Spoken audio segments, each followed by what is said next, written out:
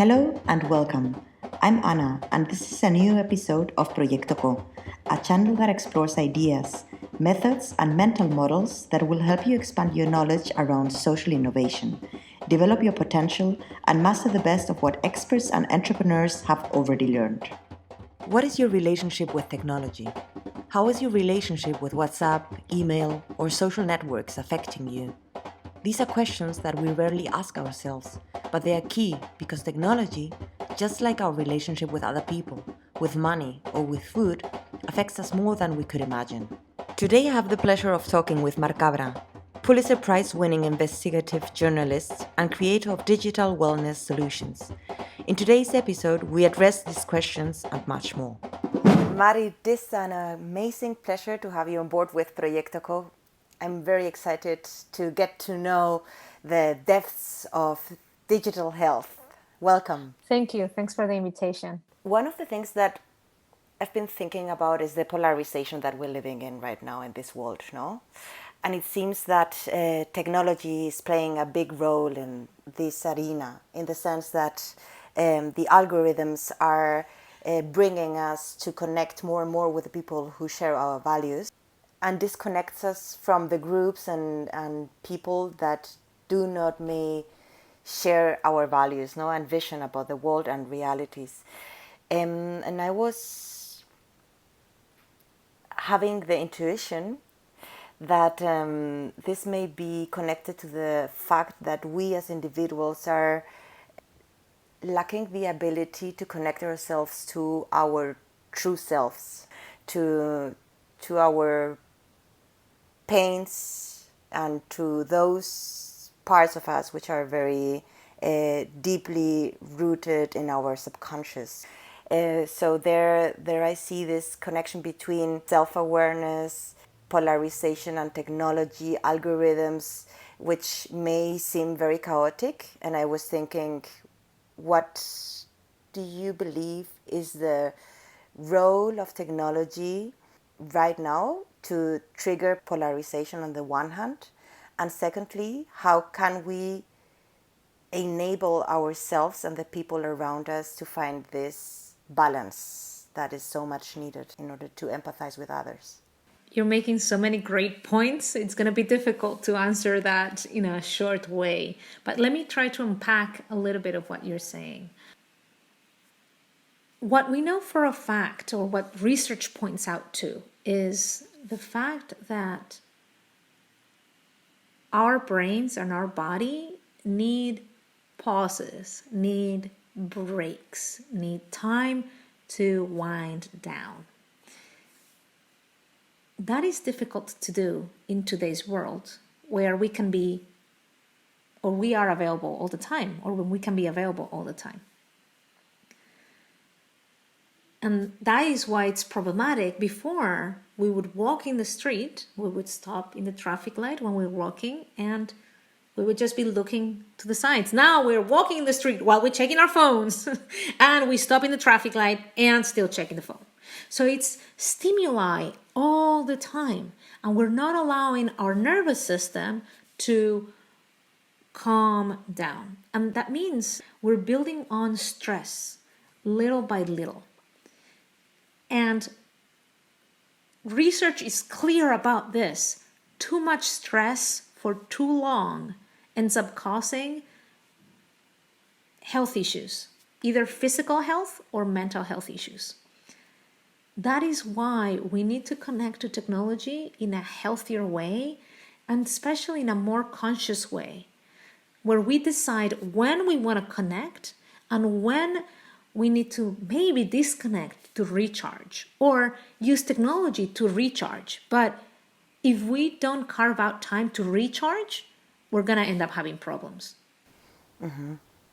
And what good practices have you been experimenting to get that balance? I stopped working 3 years ago because I burnt out. I basically was exhausted mentally and physically after a prolonged period of stress. I was working in a big investigation that ended up winning the Pulitzer Prize, and was working with 400 colleagues from around the world.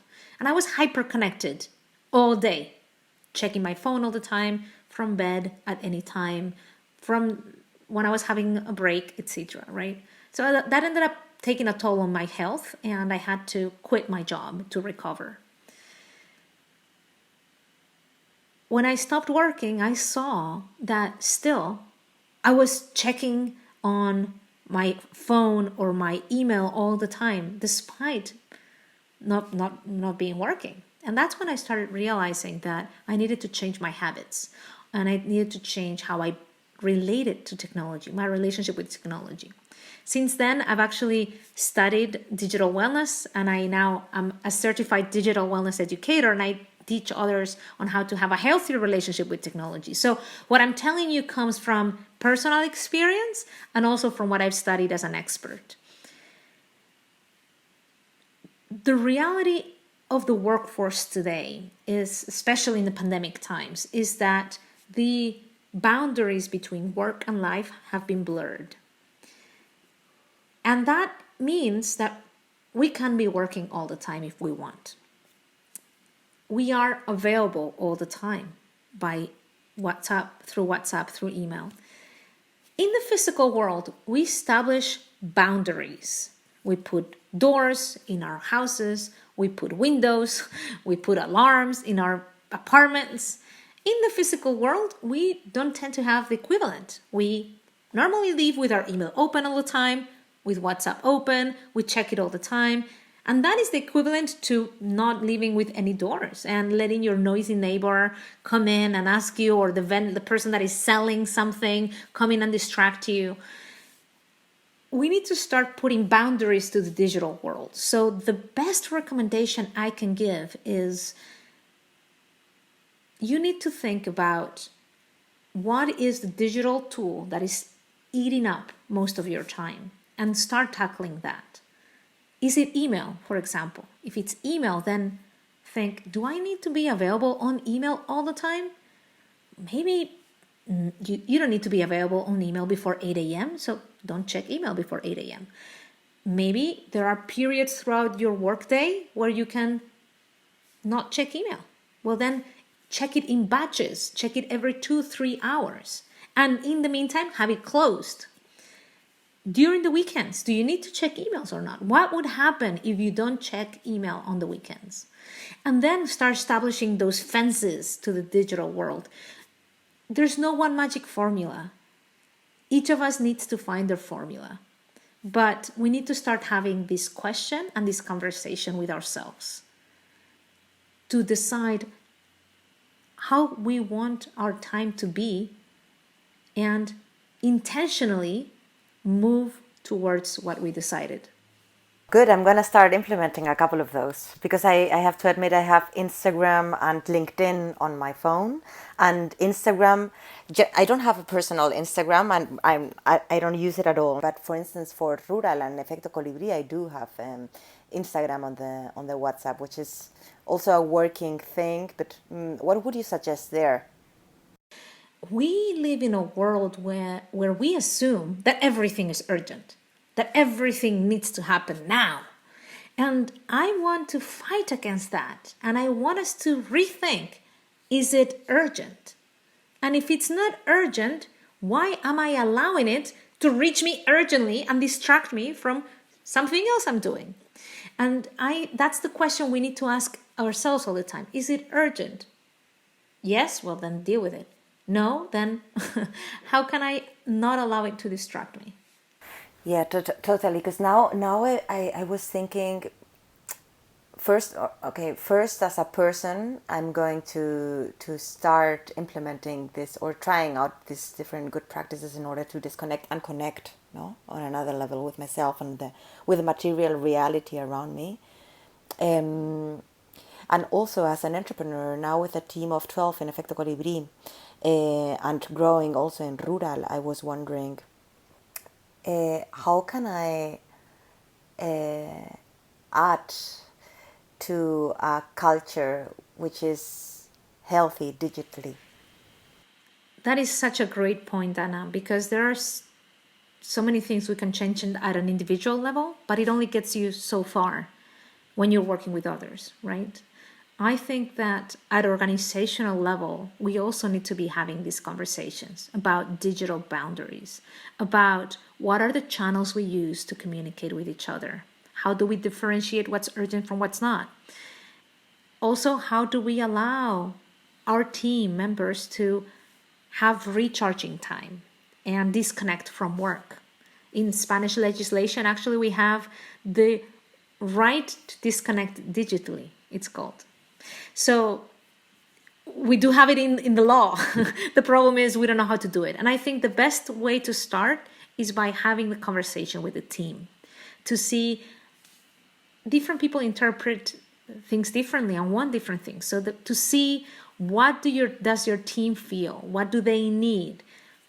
And from that conversation, you can start establishing norms for the organization or for the team that work for everyone. Of course, you're the boss, so you're going to have the last word, but it's always good to start by having a conversation, hearing people out on these issues. And actually, one thing to say, it's important to establish an accountability mechanism, because if not, it may happen like it tends to happen to me every January, where I am like, I'm going to go to the gym.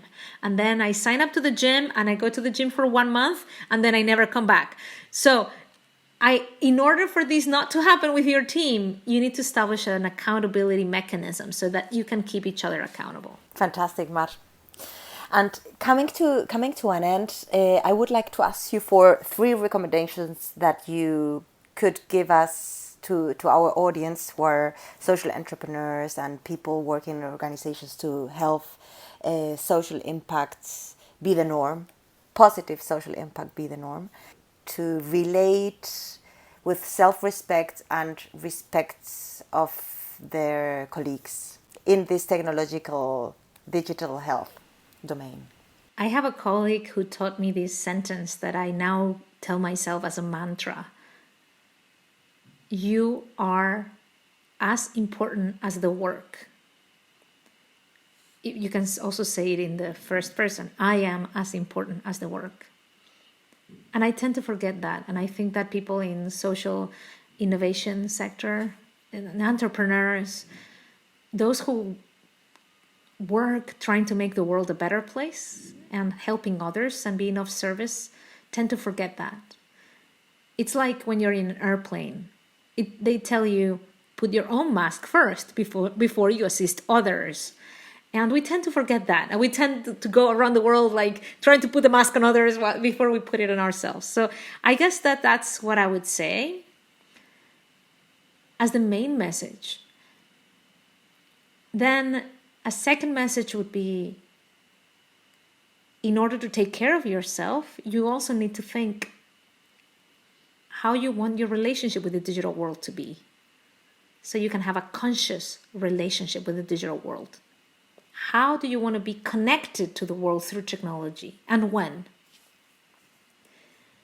And then a third message would be, I think we need to reinvent the way we connect with each other through technology. And it's difficult to connect through technology because you're missing half of the information.